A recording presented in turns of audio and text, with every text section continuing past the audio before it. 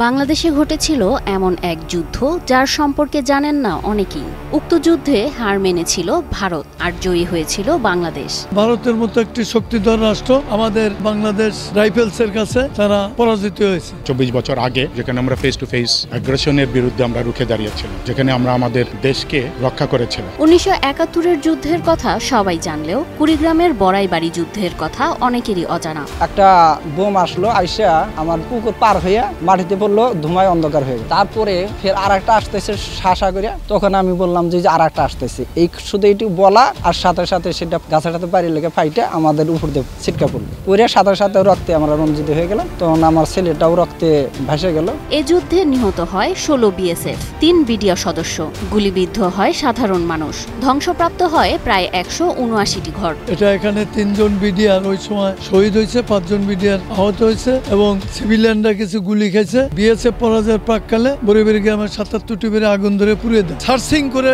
Defence লাগিয়ে defensive fire করে শত্রুদেরকে পরাভূত করে সে ক্যাম্পে উঠে যায়। আমরা তাদের সাথে যুদ্ধে অংশগ্রহণ করে তারপরে বিএসএফ কে পরাজিত করে বাংলাদেশের মাটিতে প্রত্যেক ঘরে ঘরে আনন্দের উল্লাস ফুটিয়ে তুলতে সক্ষম হয়েছে। বড়াইবাড়ি যুদ্ধের 2 যুগ পেরোলেও 2001 সালের 18 এপ্রিল সীমিত জনবল নিয়ে বাংলাদেশের বীর বিডিআর সদস্য ও সাধারণ গ্রামবাসীরা রুখে দিয়েছিল ভারতীয় বিএসএফ এর আগ্রাসন। তবে বড়াইবাড়ি ক্যাম্পের দেয়ালে দেয়ালে এখনো রয়েছে গুলির চিহ্ন। হঠাৎ রাত 12টার পরে গ্রামের লোকজন আল্লাহ সাল্লাহ তো উঠে দেখি দৌড়াদৌড়ি। আমরা আসলে বর্ডারে বাস করি, মাঝে মাঝে দেখা যায় বিএসএফ ভারতে নেমে আসে। ভোর 5টা হইতে 11 ঘটিকা পর্যন্ত বিভীষিকা মুহূর্ত ছিল। এই বিভীষিকা মুহূর্তে বিএসএফ 82 মিলিমিটার দিয়ে গুলি বোম ফালা আমাদের এই অঞ্চলে জনতা বিডিআরদেরকে সার্বিকভাবে সহযোগিতা করেছে। আজও সেই স্মৃতি জলজল করছে বড়াইবাড়ির প্রতিটি প্রান্তে।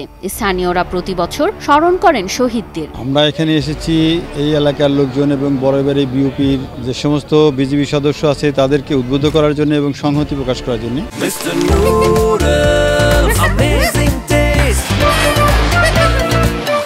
এরপরও এই দিনটি রাষ্ট্রীয়ভাবে পালন করা হয় না। দীর্ঘদিন ধরে স্থানীয়রা দাবি জানিয়ে আসছেন সরকারি স্বীকৃতি ও পাঠ্য বইয়ে ইতিহাস অন্তর্ভুক্তি।